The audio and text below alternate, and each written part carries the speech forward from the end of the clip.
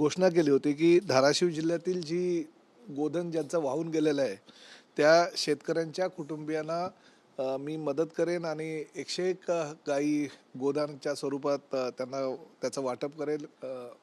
उपमुख्यमंत्री एकनाथ शिंदे साहेब आणि मी जेव्हा दौऱ्यावर गेलो होतो तेव्हा आम्ही सगळ्या त्या गावाची परिस्थिती बघितली आणि गोधन गेल्यामुळे अनेक शेतकऱ्यांचं अतिशय मोठ्या प्रमाणात नुकसान झालं होतं. कारण जोडधंदा म्हणून तो दुधाचा व्यवसाय ते लोक करत होते आणि त्यामुळे मी हा निर्णय घेतला की शेवटी एकनाथ शिंदे साहेबांनी गाईला गोमातेला राज्यमातेचा दर्जा गेल्या वर्षी दिलेला आहे. तर आपलं कर्तव्य आहे की ज्या जिल्ह्याचे आपण पालकमंत्री आहेत त्या जिल्ह्यातील शेतकऱ्यांना अशा पद्धतीनं जर काही आपण मदत करू शकू तर ते योग्य होईल.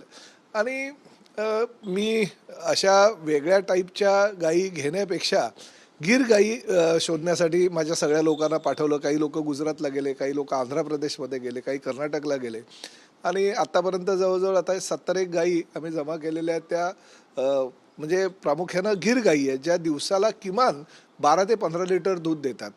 आणि त्याच दरम्यान त्या गायी शोधता शोधता ह्या गायी आम्हाला दिसल्या आणि त्याचे व्हिडिओ माझ्या सगळ्या जेव्हा लोकांनी पाठवले तेव्हा मी स्वतः हा विचार केला की आपण लोकांना जर गायी देणार आहोत तर आपलंही कर्तव्य आहे. कारण स्वतः पंतप्रधान नरेंद्र मोदी ह्या पुंगनूर गायी त्यांच्या बंगल्यामध्ये ठेवत असतात तर आपणही का ठेवू नये. कारण माझ्या नातवाला ह्या पुंगनूर ह्या गायीबद्दल फार प्रेम आहे आणि मी त्याला व्हिडिओ दाखवल्यानंतर त्याने सांगितलं की नाही आपल्या घरी त्याला घेऊन या.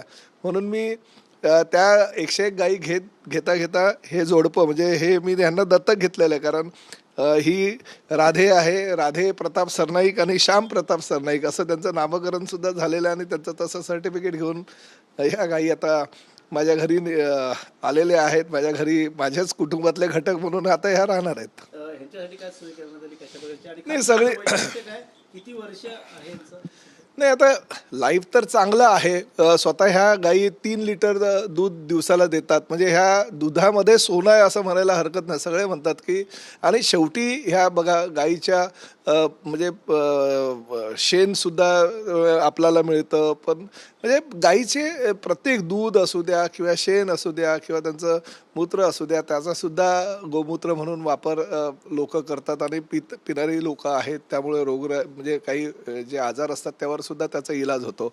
तर मी यांना सांगितलं कुठे गोठा तर बनवलेला आहे पण यांना पूर्ण घरामध्ये फिरायला परवानगी आहे. म्हणजे घरामध्ये जसं लहान मुलं माझे नातवंड फिरतात तशी ज्यांना फिरायला मी परवानगी दिलेली आहे. त्यामुळे घरामध्ये ते फिरतील घरातले सदस्य म्हणून. अनेक जण श्वान असतील, मांजर असतील, अनेक पाळत असतात. मात्र शहरात फार कमी लोक आहेत की असे जे गाया नाही बघा प्रत्येकाची विचारसरणी ही वेगवेगळी असते आणि किंबहुना मुंबईसारख्या ठिकाणी तर सर्वसामान्य माणसालाच राहायला जागा अपुरी आहे. योगायोगानं माझ्याकडे नशिबानं जागा असल्यामुळे मी ते पूर्ण करू शकतो. परंतु घरातले घटक म्हणून ते फिरत राहतील. आनंद ह्या गोष्टीचा आहे की बघा मुकी जनावर आहेत आणि कोणालाही काही इजा करत नाहीत. बिचारे आपल्या माणसाळलेले आहेत. आपल्या लोकांबरोबर खेळतात बागडतात, माझ्या नातवंडांबरोबर खेळतात बागडतात. अजून आनंद त्या गोष्टीचा ह्यापेक्षा जास्त काही असू शकत नाही. म्हणजे मला आता जेव्हा मी टेस्ला घेतली होती तेव्हा मला काही लोकांनी ट्रोल केलं होतं की नातवंडासाठी टेस्ला घेतली. आता ही गाय घेतल्यानंतर सुद्धा काही लोक विरोधामध्ये बोलतील परंतु शेवटी आम्हाला ती सवय झाली असते की शेवटी मंत्री म्हणून किंवा राजकीय पक्षाचा नेता म्हणून काम करत असताना लोकांच्या ह्या काही गोष्टी असतात त्याला तोंड देणं तर आम्हाला पुढे जावंच लागतं किंवा समोर जावंच लागतं त्याला. त्यामुळे ठीक आहे. परत शेवटी हा आनंद आहे. प्रत्येकाची विचारसरणी असते. प्रत्येकाच्या विचारसरणीनुसार प्रत्येकजण काम करत असतो. मला आवडतं ह्या गोष्टीचं. मला आठवतं आहे की येऊरमध्ये जेव्हा माझी पत्नी मॉर्निंग वॉकला गेलेली तेव्हा एक छोटंसं बिबट्याचं पिलू त्याला मिळालं होतं. आम्ही प्रयत्न केला त्याच्या आई त्याला परत मिळेल म्हणून पण नाही मिळालं. आता गेल्या 7 वर्षापासून तो बिबट्या पण आमच्या घरचा सदस्य आहे. त्याचं नावसुद्धा माझ्या मुलाचं नाव आहे. ते बिट्टू बॉस ठेवलेलं आहे. तो सुद्धा दत्तक घेतलेला आहे. त्याचाही सगळं काही खर्च जो आहे वर्षाचा आम्हीच करतो. आम्ही दत्तक घेतलेलं आहे त्या बिट्टू बॉसला. नातवंडांनी हातात घेतलं त्या दोन्ही गोष्टी? हा नाही बिबट्याच्या पिल्लाला घेतलेलं नाही आहे पण हे खेळतात ना. हा यांच्यावर खेळतात.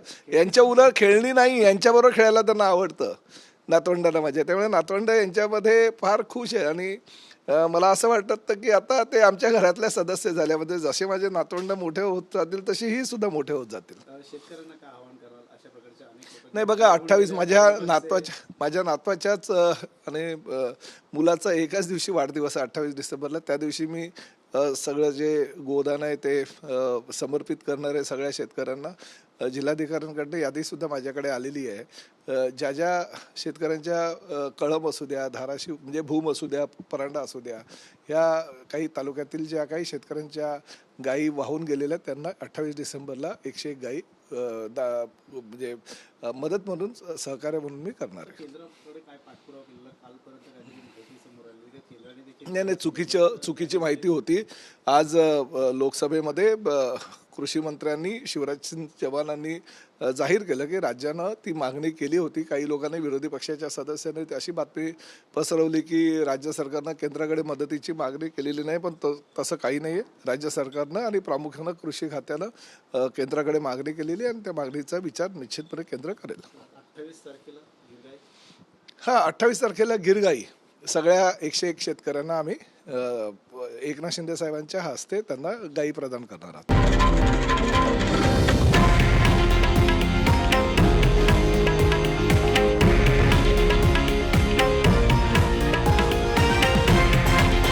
हे आहे देशातील नंबर 1 न्यूज नेटवर्क आणि आपण पाहत आहात TV9 मराठी, एकमेव.